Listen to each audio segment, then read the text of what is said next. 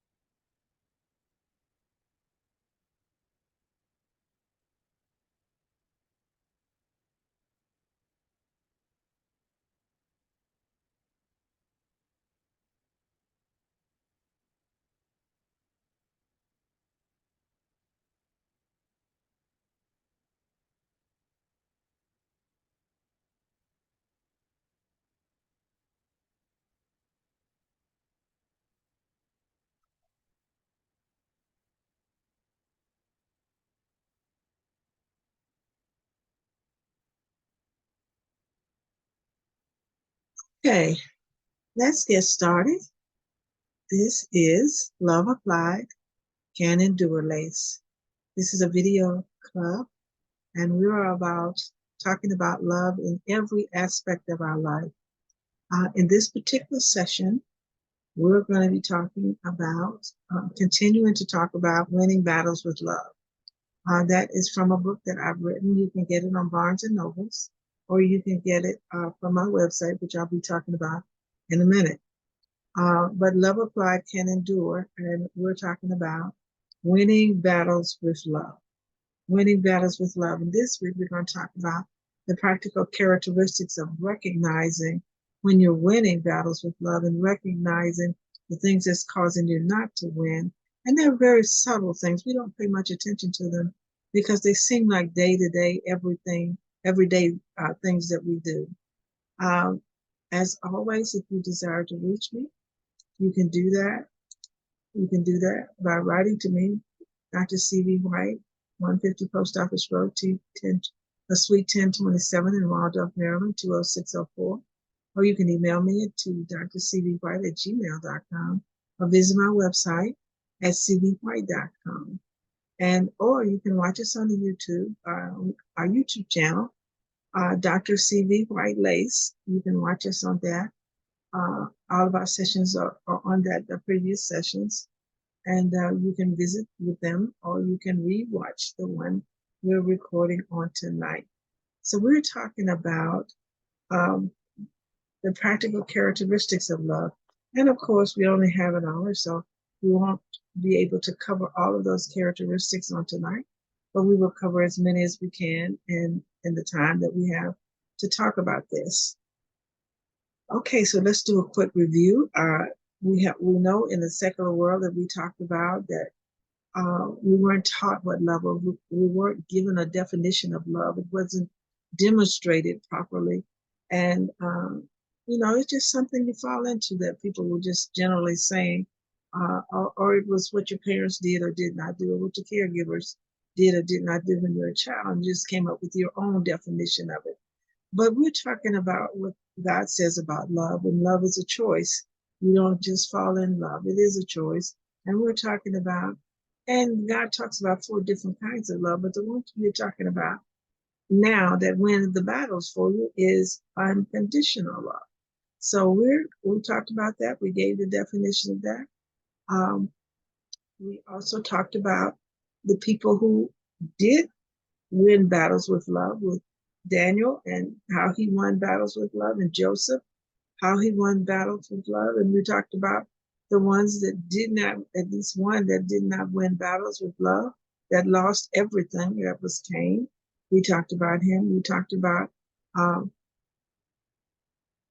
all those things that they did or did not do in the course of their life, and how the Lord was with them, or the Lord was not with them because of what they were doing or not doing. So we're going to continue tonight and talk about the practical things, the things that we just don't pay attention to because it doesn't seem that it's all that important. And of course, when we talk about love, most of the time we're talking about it being addressed to a person, but love is not just something that's addressed to a person. You can practice love as a lifestyle. And of course, we have always let you know in this particular teaching, in this particular session that we're sharing with each other, that love not only is a choice, but you can win battles every time because love never fails. It never fails. So let's jump into the lesson we have on tonight. That love never fails, and we're going to talk about that on tonight. And so we're going to start with this first slide here.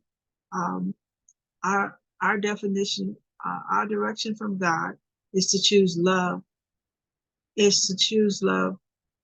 to choose to love people. We are commanded to love regardless of what they do to us. God did not give us any excuse that we could use not to love. In fact, he said, not to owe anybody anything but love. And he said that in Romans 13:8. Owe no man anything but to love one another. For he that loveth another has fulfilled the law. And if the law is fulfilled when you love, then you're going to win when you practice loving people. And so that's what we're talking about, winning battles with love and just looking at the practical characteristics of love. So let's look at the first one here. Love works. Love works all the time, and it never fails. If you were to go down the list of characteristics of love, I believe that you will find out that you have been doing some of these things and did not even know it. For instance, as a child is growing up, as a child growing up, do you remember any of your caregivers, parents, grandparents, child care centers, any caregiver like that, ever taking something from you that you did not want to give up? If you do, you remember that you did not like that at all. However, most of the time, they were things that would harm a child and that was too young to be able to use it properly. But for whatever reason, we felt a sense of loss. One thing is for sure, losing is not a pleasant experience. That is why it is difficult to give up things, even if you don't want them. You have to give up, you have to give the caregiver the upper hand because they insisted. But when you yield to someone else backing out of a heated battle, you are actually positioning yourself to win. You're positioning yourself to win. So, when we talk about the practical characteristics, they don't necessarily feel good, but they're causing you to win. It is an experience of loss, and when you give up something, you feel like you have lost something when you give up something. And letting God be in control of your battle is what you must do to win. You have to let God be in control of it, because that's his part. That's his part in your relationship of loving people. That's his part in you obeying him and loving people the way you're supposed to, and love and make love a part of your lifestyle and everything you do. His part is taking care of you in that situation. You know, when you use love, you're giving up territory. You know, you're positioning yourself to win, because the battle belongs to God. And we must let God take care of this situation. We often try to take care of it ourselves, but we must let God do it, because that's his part. And when we won't let God do it and we try to do it ourselves, we're going to lose. You know, when we choose to love people and when we choose to use these characteristics um, to love people, we make ourselves vulnerable. And when we love people, and that's when God gets involved to help us to be more like him. And so therefore we have to, we have, when we make ourselves vulnerable, we have angels that are watching over us. Uh, and this happens, God is our Father. So he protects, provides, and plans for us. So when we make ourselves vulnerable by obeying his will, he protects us. And when we're obedient, he protects us. And when we're in harm's way, that's the best time to have God on your side, when you're in harm's way. And you're usually that when you make yourself vulnerable, because people sometimes want to take advantage of your vulnerability. And of course, when you're loving people, that's a sign of strength. But sometimes people that want you to act ugly, they want you to act like the devil, and they want you to act like they're acting. They say that you're weak, that you are weak. And so therefore you have to know, it takes strength in the midst of all of that noise and all of that drama for you to still love people. It takes strength. It's not weakness. It really takes strength for you to do that. So when you back it out of a heated battle, you position yourself to win. And love works at all times. It never fails. If you go down the list of these characteristics of love, you'll find out that it never fails. And so we are going to keep going here tonight, because we want to finish on time, so that we can get ready for the holiday next weekend. By the way, we will not have our session next weekend because it is a holiday. We will pick up the weekend after that. So the next the Labor Day weekend, the Labor Day holiday, we will not have our session. Okay, so whenever you are forced to do something, you've already lost. You've already lost something. But when you back up deliberately and you are in control of your actions, you win. That is one of the characteristics of love, letting the other person have what appears to be the upper hand when they are clearly wrong. Love will fix that immediately, because they will say to you, you knew you were wrong in the first place, and think that they won. But later, when they have time to think about it, they come back to you and apologize for their bad behavior, or at least admit that they were wrong. Now see how easy it is to employ love on your behalf and let love win the battle for you. It's easy to do that. Much easier than getting angry and arguing and just letting yourself be drawn into strife with people. Giving people the upper hand when they are clearly wrong, this gives God an opportunity to protect you and to protect the other person. You have to say, God did this, not me, because you will know that you didn't have anything to do with it. All you did was love the person, and everything got turned around. Everything got put back in order. Everything got put back in place. So we want to make sure that we understand that. And so if you do this, then you'll see how easy it is to employ love on your behalf and let love win battles for you. You and I are not supposed to fight these battles. God is the one who takes care of people, who he's the one to who takes care of people who try to take your eye. God cannot get involved in battles if you're in control. If you and I try to fight with the same tactics that are used on us, we will lose. We must employ love to win. When we employ love to fight for us, the Lord can and will repay the offender. In Matthew 5:38-40, the Amplified Bible, it reads this way: You have heard that it was said, an eye for an eye, and that's why I mentioned eye a minute ago, and a tooth for a tooth, punishment that fits the offense. But I say to you, do not resist an evil person who insults you or violates your rights, but whoever slaps you on the right cheek, turn the other toward him also. Simply ignore insignificant insults and trivial losses and do not bother to retaliate. Maintain your dignity and self-respect, your poise. If anyone wants to sue you and take your shirt, let him have your coat also. For the Lord repays the offender, and whoever forces you to go 1 mile, go with them too. So this is what we know, that the Lord repays the offender.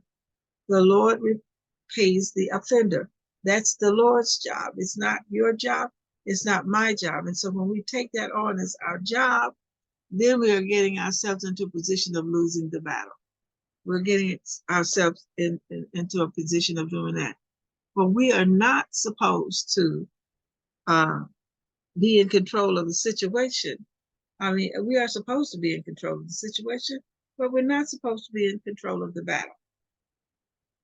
We're not supposed to be in control of the battle. You know, God will repay. And seed time and harvest is already out there. Seed time and harvest is already out there. And so we don't want to ignore that. So, you know, we pray for people when they do things to us, and we forgive them because the harvest is always greater than the seed. And most people do not think that their harvest comes from bad seed. They don't think they get a harvest from that. Most people think that they get a harvest from good seed. So remember, if you plant one apple seed, you're going to get a whole tree. So if you're planting good seed, you're going to get multiplied blessing. You're going to get multiplied good things because you're going to get a whole tree full of apples that are also full of seed. But if you plant bad things, you're going to get a whole tree full of those bad apples and full of bad seeds. And that's going to be very unpleasant, and it's going to lead to the death in those situations and circumstances that you have created by planting seeds that way.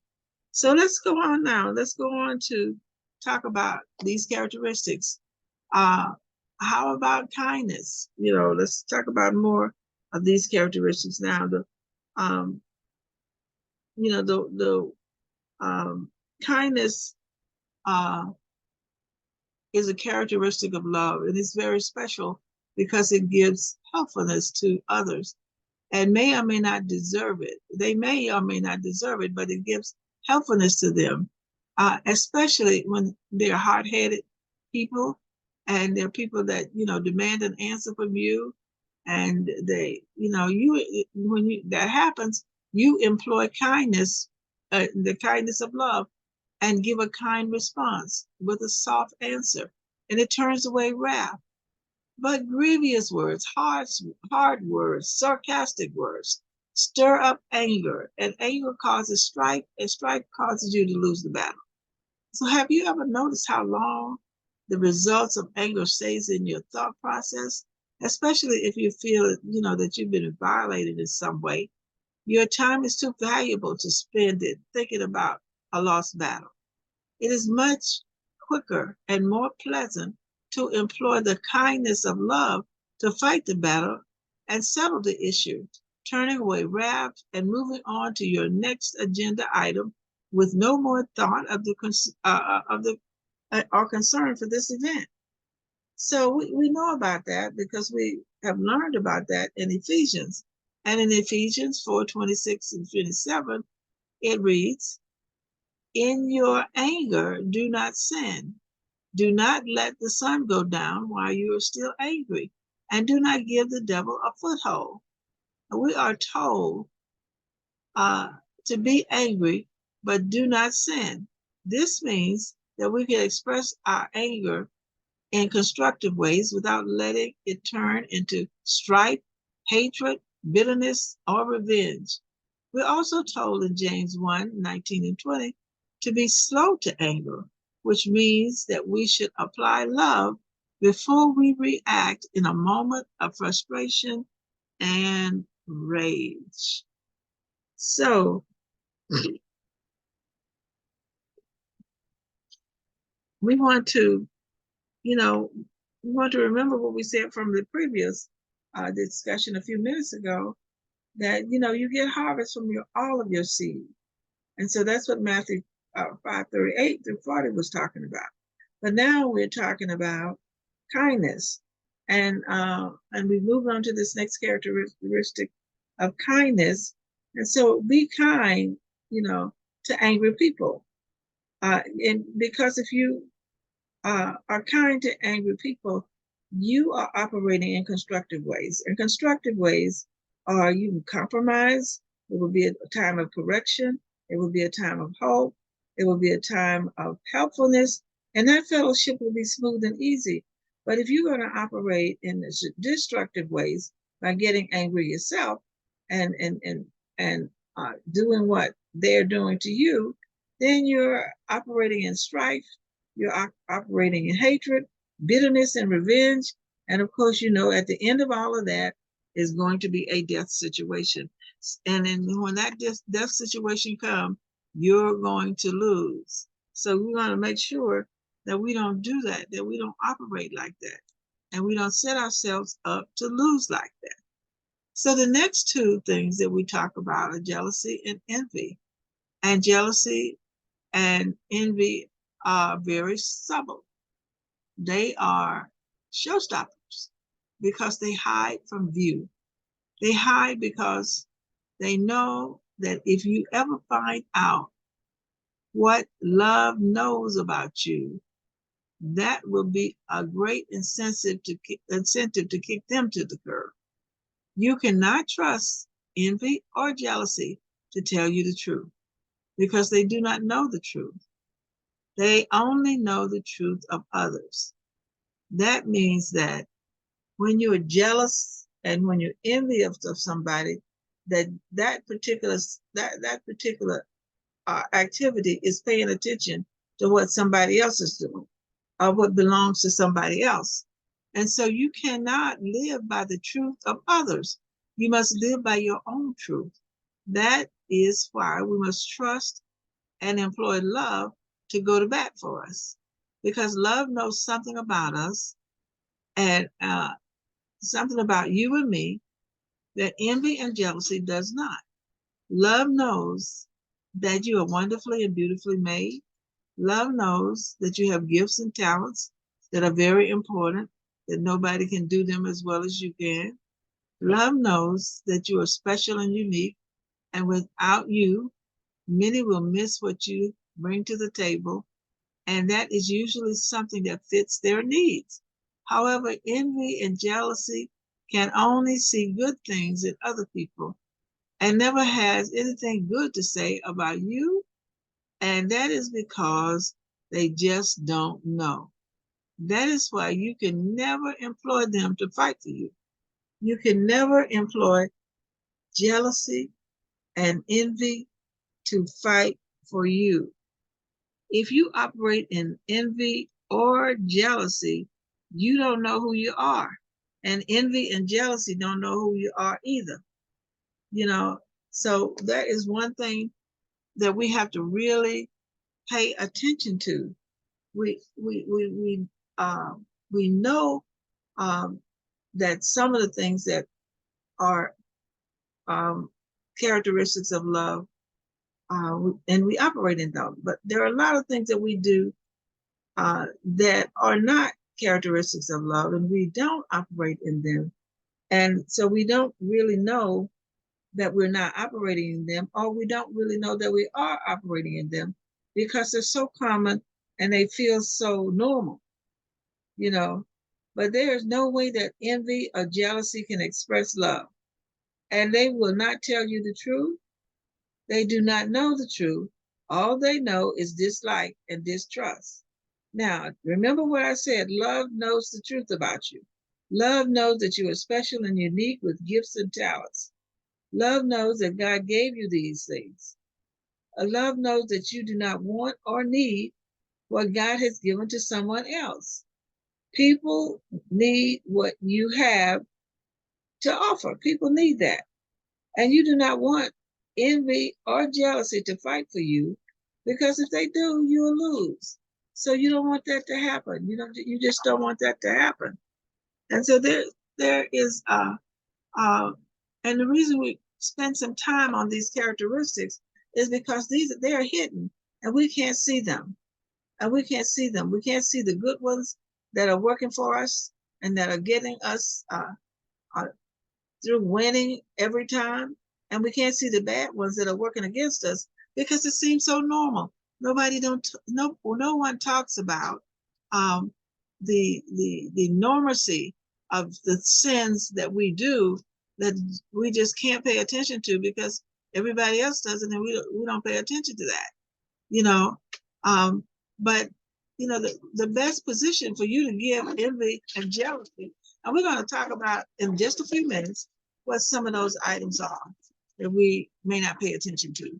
The best position to give envy and jealousy is the unemployment line, because they will not work for anyone that pays them. They will only work for one that's not giving them a dime, because they want to go after something that you have not paid for, and that will cause you to lose the battle. What do I mean by that? Every life lesson that you have learned, you paid for it. You paid for it in time, you paid for it in effort, and no one can take that from you. All of your intellect and education that you have acquired over the years belongs to you. You pay for that with patience, perseverance, and long hours of study, reading, writing, and giving up fun and playtime. No one can take that from you. All of your likes and dislikes belong to you. Your taste buds, your desires and habits, your good or bad habits belong to you. And you pay for that with a selection by your choice of what is good or not good to you and for you. No one can take that from you, nor can you take that from anybody else. So when you think about it, sometimes people don't even realize that they're getting in to a position like that. They don't realize that, because there's a price to pay for things. There's a price to pay for everything. And most of the time, envy and jealousy want things they've not paid for. And I'm going to just give you some examples. And I see you here, Inez, so I'm going to ask you in a minute if you can think of any. Some examples, one example is, I've got some more examples, but we're talking about practical things that people do, is being jealous of other people's children. You can't be jealous of other people's children because they're more successful. And you can't get upset if people are jealous because your children are doing well and theirs are not. And when you think about it, and I've heard this sometimes, my son used to say this a lot. My son Lance is going on home to the Lord. He would tell every young person, you better go to school, because if you don't go to school, you're going to go through what I went through. And see, Lance had an opportunity to go to school. He had an opportunity to go to trade school. He had an opportunity to go to college. He had an opportunity to do that, but he chose not to do that. And so when he chose not to do that, he was always looking at what somebody else was doing instead of being grateful for what God was giving him for right now. I mean, he was making a living and he was doing well, but he wanted what someone else had. And you can't get what somebody else had if you don't pay the price. So finally he got that. He finally understood that. And he just started telling young people, you better go to school. You better go to school. And of course, like him, that some would listen and some would not listen. Because, you're looking at what somebody else has or what somebody else's children are doing and how well they're doing, and yours are in trouble, and yours are not successful, and yours can't keep a job, and things like that. So you're looking at them and saying, man, I wish my children did. Well, you didn't train them. You didn't do what that other person did to bring their children to that particular place in their adult life. And so if you didn't do that, then you have to make the best of what you did do. You have to really do that. Make the best of what you did do, and not be concerned about what always looking at what somebody else did, and wishing that was you or your children or your situation. You can't do that, because that puts you in a position of envy and jealousy. The only way that you can do that is learn a lesson from it and teach from it and make sure you don't do it again, or help somebody else not do it. But you can't have a position of jealousy and just complaining because I wish this, I wish that, I wish the other. Well, coulda, woulda, shoulda. Just take advantage of what God gave you now and move forward with that. If you want to go do something somebody else did and pay the price they paid, that's fine. If you don't want to pay the price they paid, quit talking about it and just make the best of what you have. Make the best of what you have. You're not going to keep going trying to get something you didn't pay for. And when you see that somebody has something that you want, and there should be a lesson in you that you learned that kept you from getting what they have. And sometimes people are jealous of education. They're jealous because somebody went to college. Sometimes people are jealous because people are entrepreneurs. Sometimes people are jealous because somebody married somebody of influence. And you can't marry anybody of influence if you're not living among people with influence. You're never going to meet them. You're never going to run into them. Sometimes people are jealous because people have gifts. They can sing, they can play, they can act, they have performing arts gifts. They're jealous of that. But what gifts did God give you to use? And those are the ones that you can use. Those are the ones that you can use. You can't be envious and jealous of other people's gifts. So envy and jealousy can never take things from you, nor from anybody else. It can't take things from other people and give to you either. So we have to remember, what we were saying back when we talked about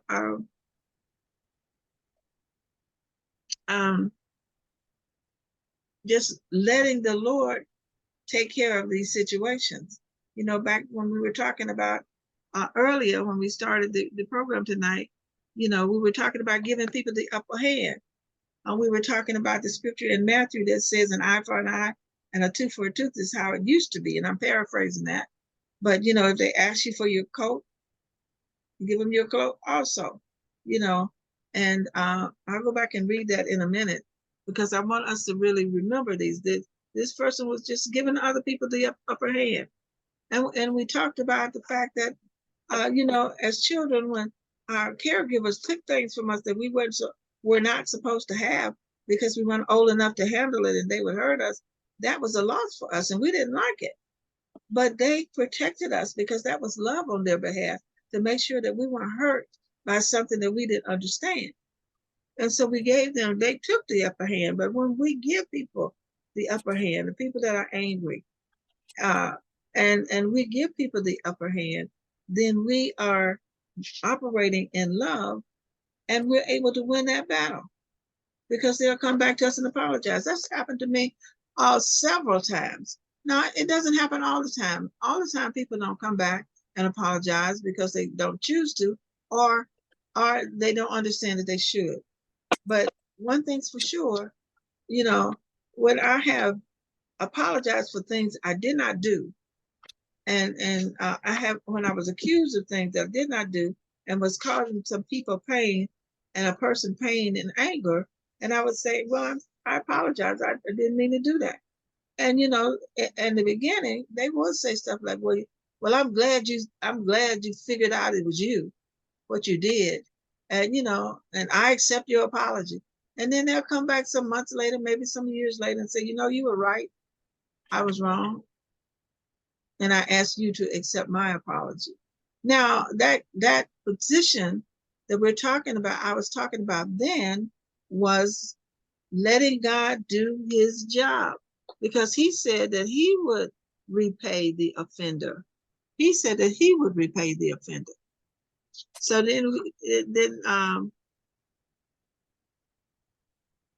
and then here we are trying to repay the offender, and we lose the battle. And then we talked about, and I'm going back over these a little bit because I want to make sure that we get all of these. We talked about kindness. We talked about kindness being a characteristic, and the harvest that you get from kindness. Being kind to people, and that was very important for us to remember when we talked about kindness. And let's visit that again. When we talked about kindness, we talked about how important it is for you to be kind to hard-headed people and people who are angry, and turn away the wrath from that, because that stirs up anger and causes strife. And if you allow people to pull you into strife, then you lose the battle. And so we said in Ephesians 4:26-27, it reads, and I'm going to read this again because this is important. These characteristics are important. These are things that we do every day, and we don't think about it having anything to do with love, but it does. When you do these things this way every day, you are making love a characteristic in your life. And it's not necessarily directed at people. It's a lifestyle for you, and it's a winning position for you.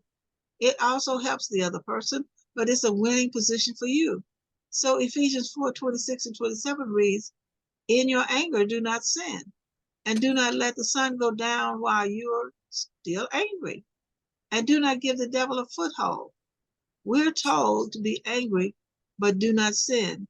This means that we must express our anger in a constructive way without letting it turn into strife, hatred, bitterness, or revenge.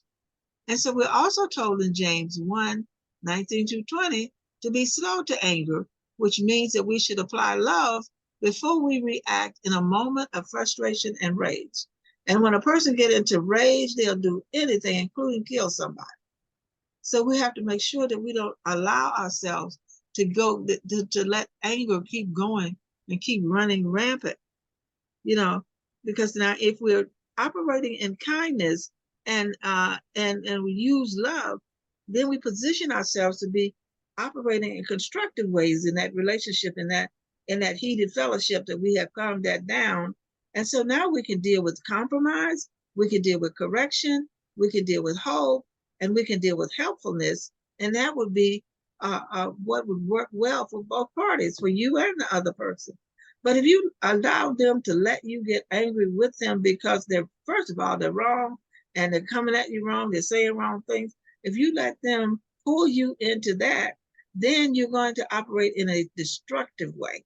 You're going to operate in strife. We're already operating in anger when you allow that, and hatred and bitterness and revenge. And like I said before, at the end of that is death in that situation. It's going to end up in a very, very bad way. So we want to make sure that that position of giving up the territory, of letting the other person have the upper hand, which makes you vulnerable. It makes you vulnerable, but that vulnerability is needed because God gets involved. He is the one. He is the one that repays the offender. He repays. He repays. And when we read that scripture, an eye for an eye, and a tooth for a tooth. Let's see, where did we do that? That's this one here. Matthew 5:38 through 40. You have heard it said, an eye for an eye and a tooth for a tooth, punishment that fits the offense. But I say to you, do not resist an evil person who insults you or violates your rights. But whoever slaps you on the right cheek, turn the other toward him. Simply ignore insignificant insults or trivial losses, or do not bother to retaliate. Maintain your dignity, your self-respect, your poise. If anyone wants to sue you and take your shirt, let them have your coat also, for the Lord repays the offender. And verse 41, and whosoever forces you to go 1 mile, you go 2. The Lord repays the offender. And so when we do not operate like that, when we do not want to give the other person the upper hand, even when they're wrong, when we do not want to calm the situation down and we want to get angry with them, we don't let the Lord do his part. His part in your obedience of operating in love is he repays the offender. And we talked about seed time and harvest. That's already in place. We talked about that. We talked about seed time and harvest. So if a person is going to harvest, God gave us harvest so that we could be, I love this, so that we could just get the best of everything. If we plant one apple seed, and I love this example because I use it all the time.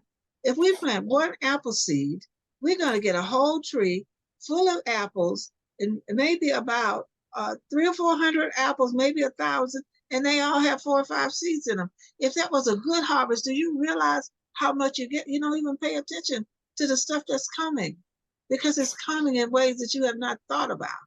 It's coming in ways of how your family gets things. It's coming in ways of how you get things, and other people are given unto your bosom and all of that. It's coming in ways that you don't connect to the seed that you planted. But what if it's a bad seed? If it's a bad seed, you're going to get it multiplied too. You're going to get that same tree with all of that 1,000 apples on it and with all of them bad seeds. And that's going to take you to a bad end. So that's why God says, you do your part, you love, and you let me repay. That's my part. That's my part. God said, that's my part. So we see what's happening here when we allow people to pull us in strife. We shouldn't. We and when we won't operate in kindness, we saw what happened in Ephesians when we wouldn't operate in kindness. And then we come back to what we're talking about now. We're talking about jealousy, and we're talking about envy, and envy and jealousy, and I'm going to read this again because we we have 2 more to go after this, and so I'm going to read this again because this is very important, because we don't pay attention to subtle things that we're doing, and it's not love. When you're envious or jealous of somebody, you're not doing anything directly to somebody, but you are not operating in love. And so therefore, you don't get the benefit and reward of that kind of lifestyle, and you get yourself in trouble because you're looking at something else and someone else or something else, and not being grateful and thankful for what God has given you. And because God will give you what he gives anybody else if you would apply yourself and go ahead and pay the price you have to pay. But we want to trust envy and jealousy. So, envy and jealousy are those characteristics that we don't want to have, but this is how subtle they are, and they're showstoppers. But you can't trust envy and jealousy to tell you the truth. When you look at something and you want something somebody else had, or you want something, one good example of that is lusting after somebody else's husband or wife in your heart instead of saying it. That means the sin is in you.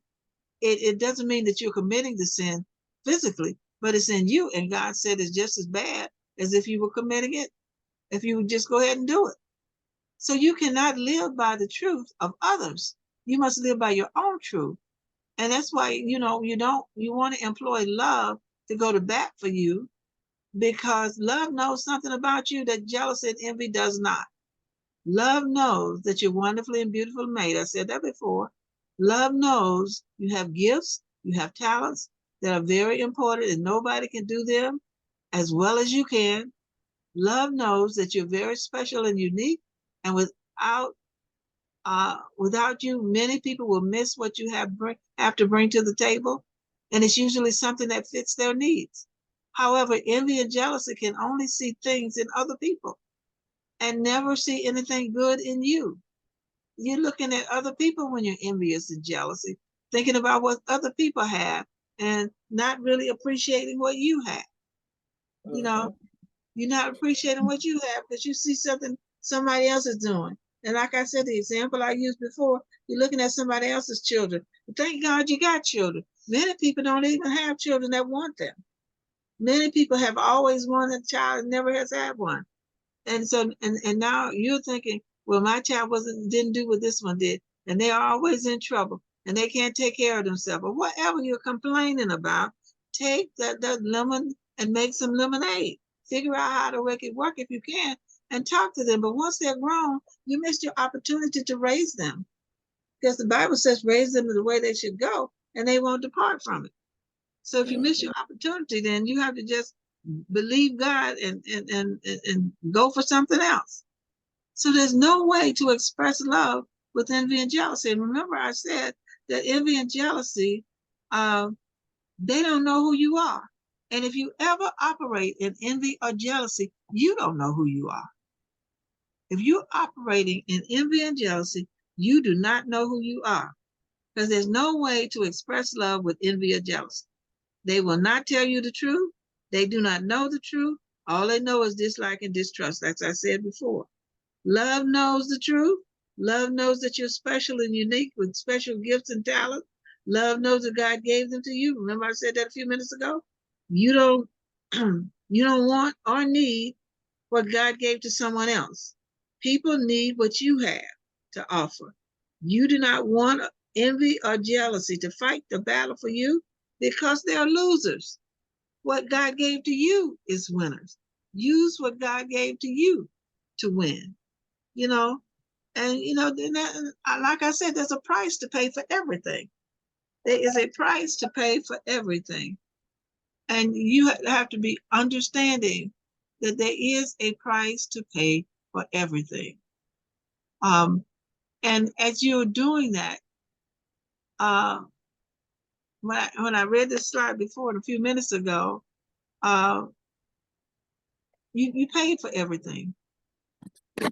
Your life lesson is what you paid for everything that you have. So since you paid for, use what you paid for. You don't worry about what somebody else paid for unless you want to pay that price.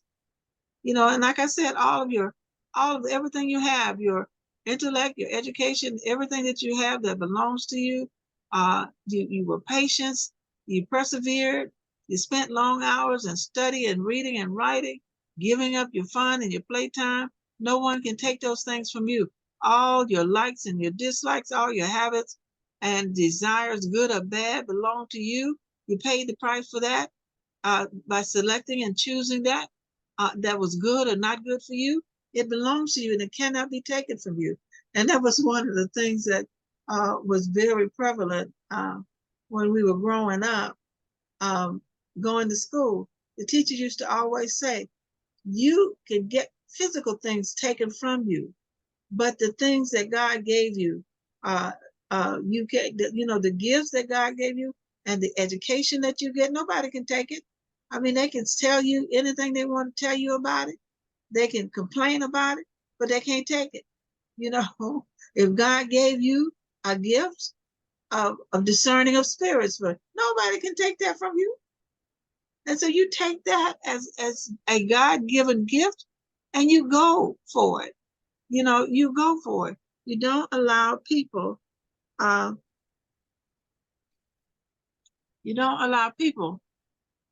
to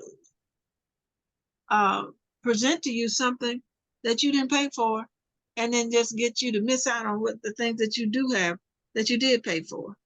You know, you don't want to miss out on the things you did pay for.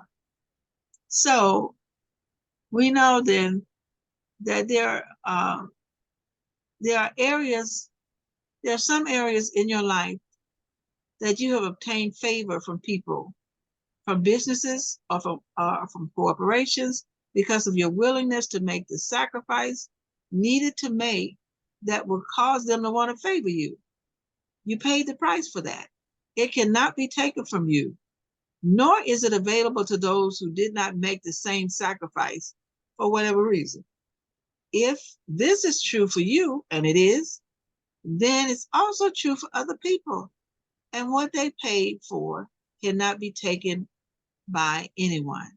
However, envy and jealousy hides this fact from people and try to convince them that they can get something they didn't pay for or qualify for, and that they did not pay for it, and so they can't have it. There are some things that you know, if people do that thing hoping for a particular result, they're not going to get it, what they expect, because you've already paid the price and you know what the truth of it is. You can you know, that can be shared with other people, but they can't take it from you. You know, my sister was one that she had the gift of shopping. My sister Pat, she's gone on home to the Lord. She somehow knew with every store was having a sale in high end stores. You know, the high end stores, the Marcus and Neiman's, some high end stores. She knew when they were having a sale, and she would go in there and buy something for a few dollars that should have cost her a couple of $100. And she did it all her life. And I could never figure that out. You know, that was a gift that God gave her. And my daughter has a gift. My daughter has. I'm just using these examples so we can see that what we have is valuable and it's important. You know, my daughter has a gift that she can have $250, and she said, "This is what I have to spend. I have $250, and I can only spend $175 in groceries." She will go in the store and pick up $175 worth of stuff and never use a calculator. She never adds it up. It's the same when she gets to and she's been doing it for years. But you know, when I go with her and I have tried to stay in my price, I have a list and I'll be adding it up and I'll be checking it out, making sure I don't overdo it. She never does. So, you know, we can't be concerned or jealous because God has given somebody else the opportunity, you know, and I'm just trying to think of the most common things that people are jealous of. You know, I'm trying to think of the common things because we don't want to get tricked by jealousy. We don't want to get tricked by jealousy. I'm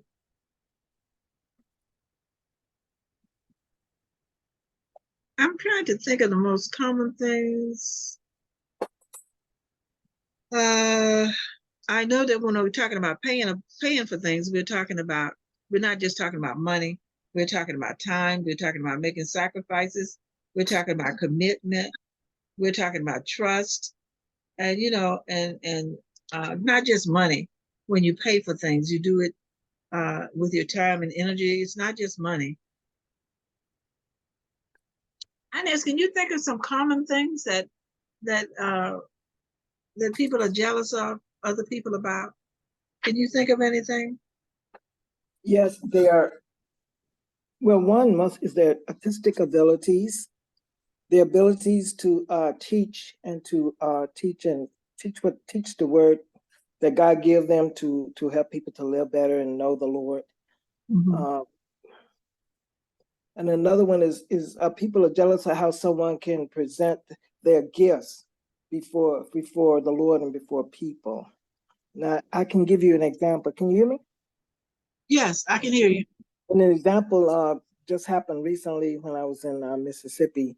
We do have someone that's a pastor, and then we have another young lady that's she picks up people thing, and she can talk to people, like talk to anyone. If they tell her something, she has a word for them. well, the person that's a preacher and older than her, much older than her, always I would say nitpick at her. I don't know why this is.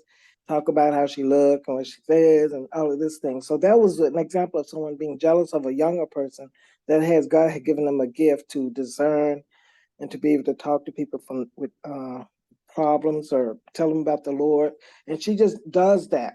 And she also a person that can go into a place and whatever happened in that place, it happens, it bothers her. So I don't know why this person is jealous of her or have envy of that ability, but she does, and she's a much older person. Now that was the example too. And people can be jealous of you because you just maybe you look a certain way and they want to look that way, or you own something like a car or and it's just a car, or you own a house, it's just a house, and they be jealous of all of that. Yeah, yeah. So that was what I was trying to get to, because we don't really think about that as not loving. We don't It really is. think about it.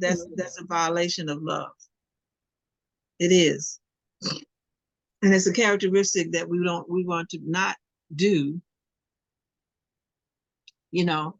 And that's what I was just saying, obtaining favor from people and getting gifts from God.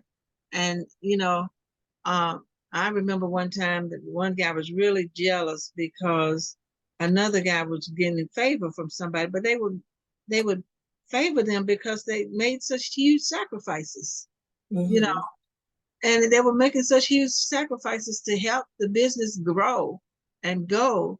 And the other person wasn't making any sacrifices, and so they wanted the same treatment, but they didn't want to do what the other person did.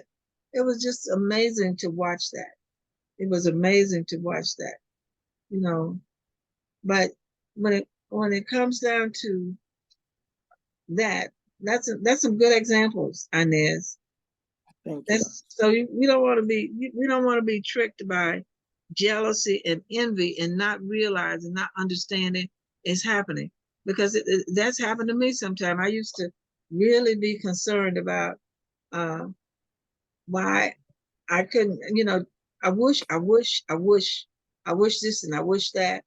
Um, and all of those wishes and not paying any attention to what God had given me as valuable, you know. So those kind of things that sneak up on us. So we don't want to let that happen.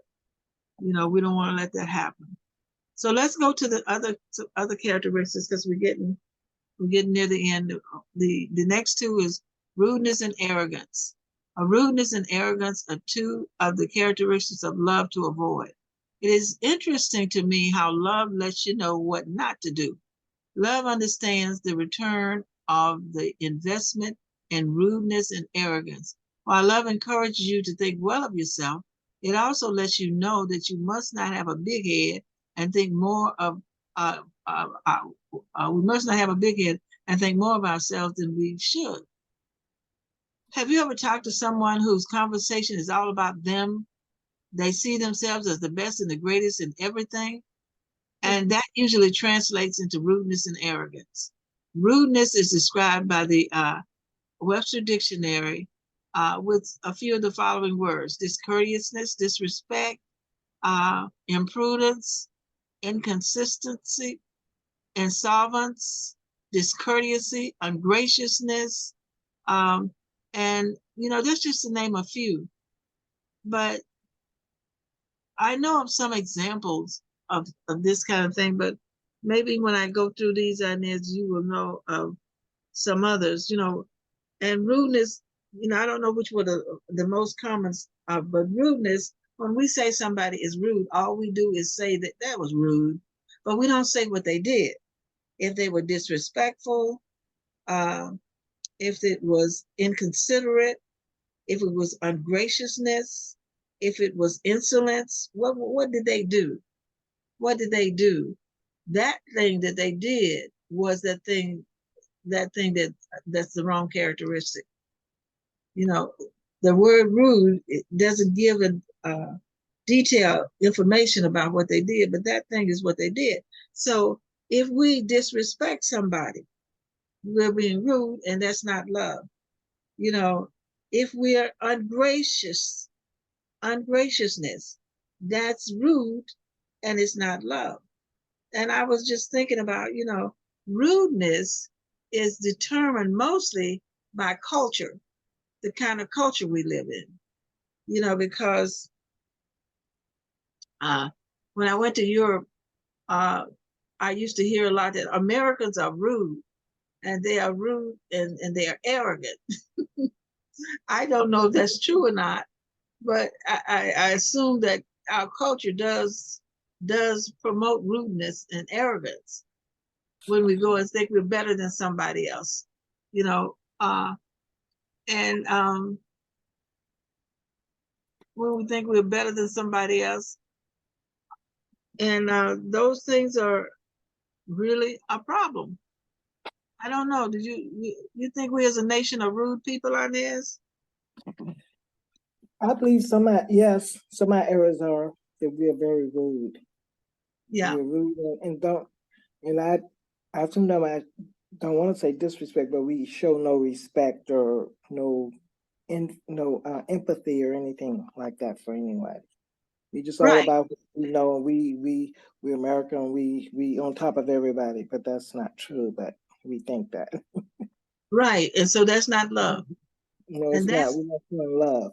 and so when we do that, when we position ourselves as even thinking we're better than somebody, we're not loving. That's not love.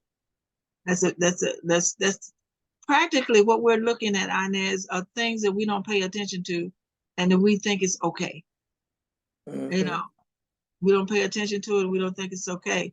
One example is unsolicited interruptions of conversations of other people. Somebody was just telling me about that yesterday. They were so agitated and aggravated because somebody just kept interrupting a conversation they were having with somebody else. And so when people do that, they're saying that their ideas, their thoughts, their needs, their concerns, and their time is more important than any other person already engaged in a conversation.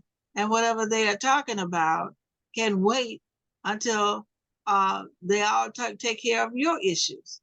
In addition, they have absolutely no interest in participating in what was being said in the other conversation that they're interrupting. They just want to make sure that theirs gets said first because they're more important.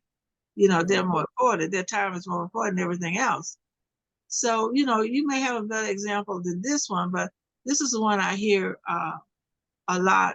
I hear about a lot. And so that was why I asked you if you thought we were rude, you know, uh, in this country, because people say that we are. One of them that I hear a lot about being rude is when people leave the ice tray empty. They always want to use ice, but they never want to fill up the tray and never do. So other people have to fill up the ice tray. They say that that's rude, or not cleaning up behind yourself, of being consistently late for appointments, or deliberately being nosy and listening to private conversation, of reading mail not addressed to you, nor addressing people when you enter a room with some kind of greeting, or borrowing something without permission and believing that it is acceptable. Rudeness and arrogance are both subject to culture and environmental caveats. This is what I was talking about. So most of the time, these things are done in family dynamics. And that's why I picked these Inez, because people don't think that they are being rude. They see this is an attribute, a characteristic of love that people don't exhibit because they don't connect it with love, because it's not directed necessarily to a person or with a person. So because you have stuff in your house, for instance, Inez, and you have some things in your room that you put in your room for you that you don't mind sharing with your family. But for them to go in there and bother your stuff without asking you, that is not love. That's rude. Mm-hmm. You understand what I'm saying? Yes, I do. you know, if they ask you, you would give it to them anyway. But for you to think that you could just go in my stuff and take it as if it was your own, as if you paid for it, and maybe it was something about that I needed to tell you. Maybe I mixed something in that lotion that you don't need, but I need it, but you don't need it. But you didn't ask me. You understand what I'm saying? These subtle things are things that we do every day, and we're breaking the law of love because we are not addressing the practical characteristics of love, because we're always trying to direct it at people. But it's these things right here that we need to pay attention to, and so those things that I just listed, and I'm going to list them again, emptying out the ice tray without putting ice back, not cleaning up behind yourself and making somebody else clean up behind you, going in the kitchen and make a mess and not cleaning up, and the next person that wants to cook has to clean up before they can cook. Being consistently late for appointments. Everybody else's time is just as important as yours. So if you're going to be consistently late for appointments, you are being rude. And that is not a characteristic of love. Deliberately being nosy and listening to private conversation and going back and repeating that's not a characteristic of love, And so we talked about these things so that we can understand these practical examples of love. These practical, I had some more in there, you may have some more, but jumping in line in front of people. You're in the grocery store, you're in the drugstore, and somebody think that they have a right to come and jump in line in front of you. Yeah, my daughter has experienced that one time. She didn't behave properly to the woman that did it, so she was just as wrong as the woman was. But that did happen. And jumping, and one of the other rules thing, you're sitting there waiting on somebody to pull out of a parking space, and somebody just drove up. They saw that you were waiting for that space, and because they had the advantage of being able to pull in before you, they pulled in the parking spaces you've been waiting for 5 minutes. That is rude. That is. That is rude. Driving down the side of the road to get in front of a long line of traffic because you're in a hurry is rude. My daughter told me one time, well, I had to get to the babysitter, so I would do that, but I have to get to the babysitter because they charge you by the minute for being late. So I said, what makes you think that everybody in front of you wasn't trying to get to the babysitter and is going to get charged by a minute being late? You going to go and jump in front of all of these cars, because you got to get to the babysitter? No. You see how we do everyday things thinking it's okay? Yes. Everyday things, thinking those things are okay,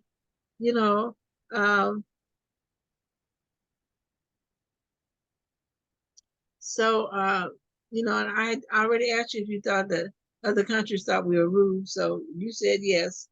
So I'm going to move on to arrogance because you said yes for rudeness. Arrogance is, on the other hand, is described by Webster's dictionary as an attitude of superiority manifested in an overbearing manner or in a presumptuous claim or assumption of oneself, and that is described with the following words: conceitedness, haughtiness, high horse, huffiness, bossiness, loftiness, lordliness, presumptuousness, stubbornness, audacity, pretense, self-conscious, self-importance, scorn, and superiority. People who exhibit these characteristics are usually people who think they are better than everybody else. They always want the conversation focused on them. They like to blow their own horn, showcasing their accomplishments, abilities, and if the subject changes, they get offended or irritated. Love understands that consequences of rudeness and arrogance, no regard for others, and when you have no regard for others, they will disrespect or dishonor your requests. Thus, you lose the battle. So next time you have the opportunity to be rude or arrogant, drop it like a hot potato and employ love. And love will cause people to blow your horn for you instead of you having to do it yourself. So you can win in this arena every time if you employ love. A superiority attitude will cause you to blow your own horn. But when you love people, other people will blow the horn for you, will blow your horn for you. That is extremely important. That's extremely important to understand. So you have any comments on you run into have you run into any people that thought that they were better than other people? I have run into a lot of people. I Oh, have one example. I remember I was at this restaurant and I had taken people to the restaurant for my birthday, and I had just one person that was arrogant and very not so nice to the server, who the people who owned the place actually was serving us and being very nice. And this person just found all kinds of fault with the food and talked to them any old way. And I said, you can't do this. I mean, I'm the one set the stage, and I was almost embarrassed to go back there again because they act so the arrogance was just out all for everybody to see. And my kids even talked about it. So why were they behaving like that? Because some people think that they're better than servers, and they thought she was a server, but this lady owned this restaurant. These people did, and they would serve us every time we come in there. But this time, when I took other people, certain people in there, they was rude to them and talked very ugly to them, and and pretended something was wrong with the food and all of that. That one, and Monday when we went in to get a car, that my son had, because I was in Mississippi and the car was prepaid, and the guy said, "Well, you can't rent a car here in Jackson at the Jackson Airport and pick it up the same day. We have a policy, but they don't have a written policy. It's something they put into order because the people in the city would come and rent cars on the weekend, on Mondays, whatever the case may be, and pick them up the same day. So they changed the policy, and I'm flying in an airplane, and I can't pick my car up, and it's paid for." So I thought that was very rude. They was rude. I mean, they were rude and arrogant because they were supervised there and they felt that they had this and they could not relent on this. So that was a couple of rudeness, mm-hmm. arrogant. The people being arrogant, just arrogant, like I'm all of this and you're down here and I'm way up here, and I can just treat you anyway and step on you and walk on you and just say whatever I please to you. I have been in those situations. And I've seen it happen, and those things have happened to me. So I know that people are rude, and they don't think twice of it. They don't think about this is what that they're doing this. They don't show any love. So it's all of those things. I feel when you have those things towards people and other people, that you're not showing love. You're showing that selfishness in you that has vowed of love.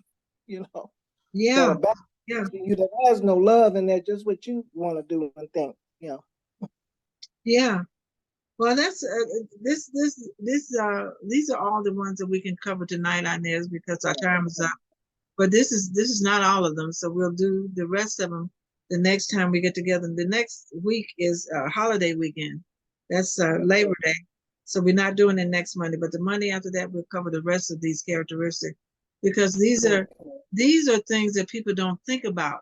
Love has anything to do with, you know, because of these characteristics, people don't connect them with love, and so we just want to point out practical things that happens in our life that the Lord knows that we're not loving, but we don't know that we're not loving. So yeah. So do you think that you've learned anything about the practical side of love that can help you, Arnez, and help you teach others, or learn something yourself to help you tonight? Well, what I've learned this night, the night's lesson, as I said, that if we are not showing love, we're showing all those negative words, things. They have words to them, but they have action that we portray to people, and they are Mm-hmm. not love. So I learned about the arrogance and the rudeness and envy and jealousy. Now that's sometimes we can hide the arrogance and all. Well, we can hide envy and jealousy better than we can rudeness and I know and arrogance. Sometimes that's something that people feel, but they try not to show it. So I've heard people call people frenemies that do all of that. Um, on that one, I do have a question to ask, and I'm gonna, and you don't have to answer tonight, but I just wanted to ask it. Go ahead. Um, Yeah, I can it do that. says, well, this is a question. When you was talking about envy and jealousy and how people have these things in this void of love when you're envy and jealous of people. You can't love somebody you're envious and jealous of it, even though you are trying to pretend that you're not, but you are, because you want to find out all that they're doing, what they're saying, and what their plans are, you know, so you can either counter those plans or you can jump ahead of them and do those things. So this is what, can we be envy and jealous without being aware that we are that person? That was just my question. I'm gonna read some more on it, but I know that. Can we What? be envy or jealousy if we do what? Can we be envious or jealous and not be unaware that we are that person or that Yes, have those things? that's why I'm having this session. Yes, Okay, yes, okay. yes, because we would be doing this thing now. You can if you think about it, everybody runs into somebody at some point in their life where they think, you know, I'm better than this. Mm-hmm. I'm better than this. You know, and we don't necessarily understand that we're doing it, Inez. We might be looking at somebody that's a drug addict, or we may be looking at a homeless person, or we may be looking at a person that has mental illness. We may be looking at a person that has physical defects, and not understand that our attitude about it is is arrogance. Mm-hmm. You understand what I'm saying? Yes, yes, I do. You know, if that has ever happened to us, you know, if we, that's why the Lord says we can call our brother's name. Remember the scripture in Matthew says when we call our brother Reka and Thy fool, yes. Mm-hmm. yeah. See You're in that's how danger we of can, hellfire. yeah, that's how we can do it and not know it. Mm-hmm. Name calling, Okay. judging. Yeah, that's how we do it and not know it. And that's why we're having these practical characteristics discussed so that we can discover these things and recognize that that's the devil behind them and stop doing that because that's not love. You know, there's not love. You know, somebody, you're trying to minister to somebody and you tell them, no, don't do that, don't do that, don't do that. And then they go ahead and do it and they make a big mess of their life and they come back to you with the big mess. And instead of you trying to help them, you say, I told you so. Yeah, that happened to me. I think I told my daughter-in-law this young man was singing. He was preaching. And then when the spirit hit him, he goes outside. Then he come back in and he'll start preaching again. When the spirit hit him, that was this last Sunday before last, at something they were having for her and Charlie, and he did it again. So we were riding in the car, and I said he's a good preacher, but he needs to be trained. She said, well, he's trained. So when our pastor got in the car, he said he did good, but he need training. And I said, see, I told you. Well, Pastor told her to see she observed things because she was a minister's wife, so she can see these things like that. But it came out of my mouth before I even realized I was saying it. Okay, I told you that. You know, I was so happy to know that somebody, you know, was agreeing with me. I guess I don't know. Yeah, I think that's what it was. And she Yeah, even said, yeah. then she said, oh yeah, he do need change. He do need training because he need training and that he did his whole group sing. So when you get ready to preach, he'd have them all up in the pulpit with him, and you know they just be standing up there behind him. I guess that's something they started, and they think that's okay. So, Uh-huh. but it was programmed so they were singing, and then they took, I know it was 20 minutes to come out and sing all the way down out. So they sing this slow song, and they be marching out.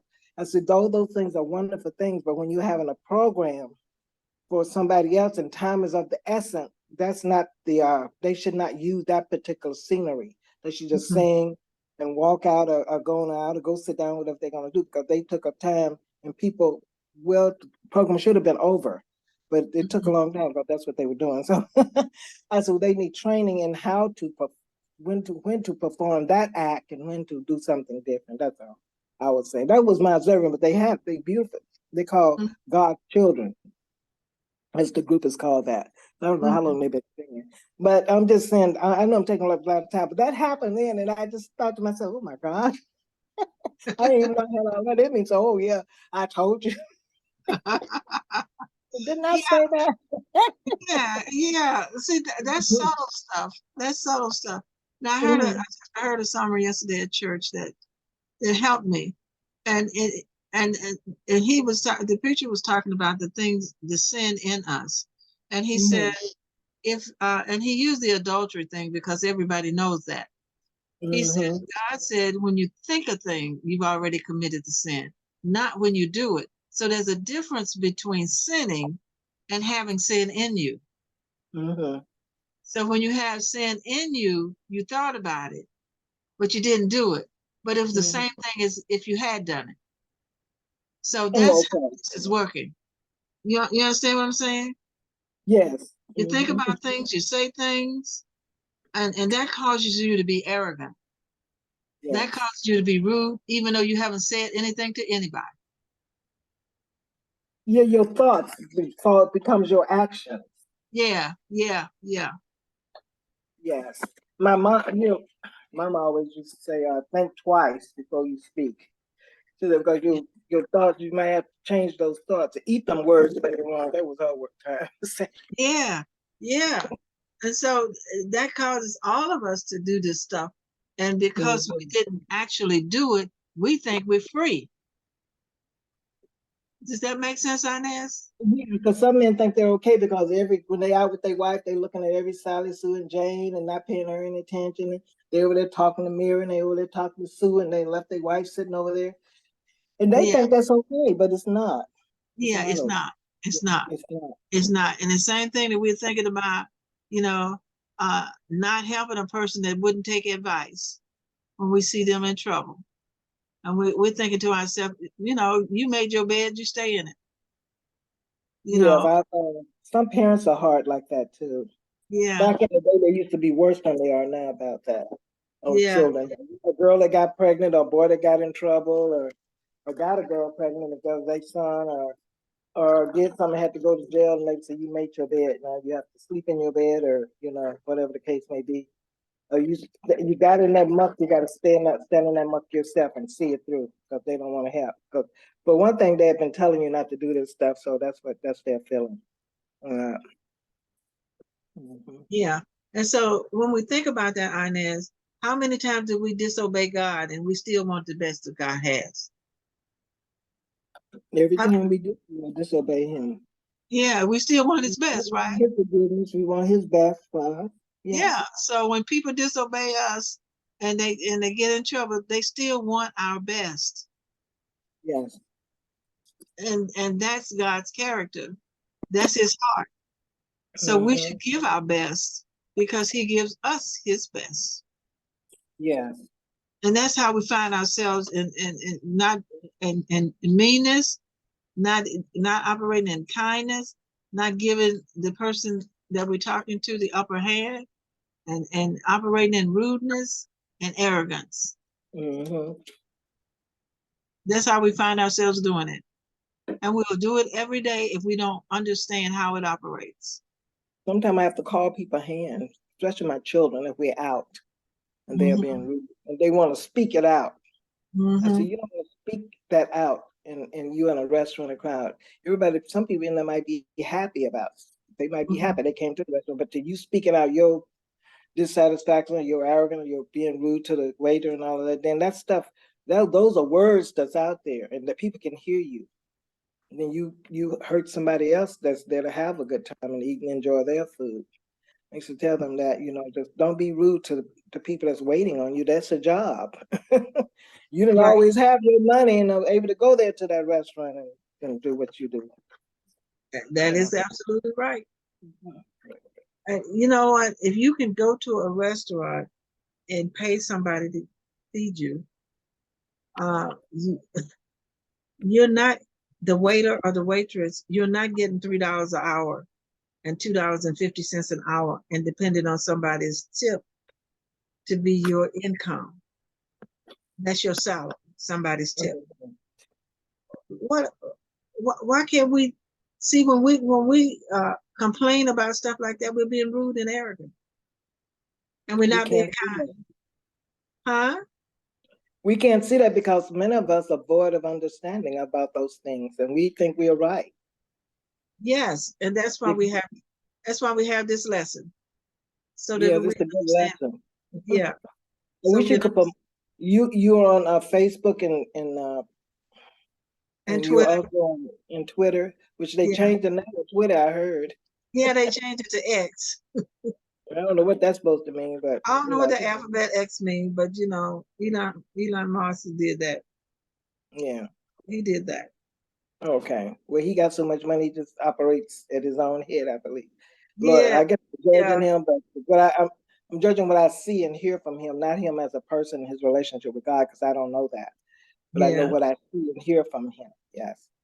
yeah. So a lot of times wealthy people think they are better than everybody else, and Oh, okay. yeah, they do things that hurt people, and they don't think anything of it because uh, they haven't received the understanding of the love of God. So Hmm. that's why we pray for them and we pray for everybody else. When we know better, we do better. That's right. Okay, well, did that answer your question, Inez? Yes, it did. It did. Okay, so we're gonna pray and then close out for tonight. And remember, next week is a holiday, so we're gonna skip next week and we'll be back the following week. Okay. Okay, our Father and our God, we thank you for explaining to us and giving us revelation and understanding of what it is. And help us, Lord, to grow, be more like you and love like you do, and recognize those things that you do not approve of, the things that are not in your heart that we think that they are because we have not known and understood it. God, we ask you to bless us and bless our families, those that Mm. are watching later on social media, Facebook, Twitter, any of these other X or any of these others. We just thank you and we praise you for helping us understand and blessing everything that we put our hands to, and leading and guiding and directing us to a new place, a better place, a closer place, and a relationship with you that's very intimate and that we have never had before. And we thank you for it. And we believe it done, and it is so. In Jesus' name, amen. Okay, so we will see you week after next. Okay, then. You have a great week. You too. Good night. Good night.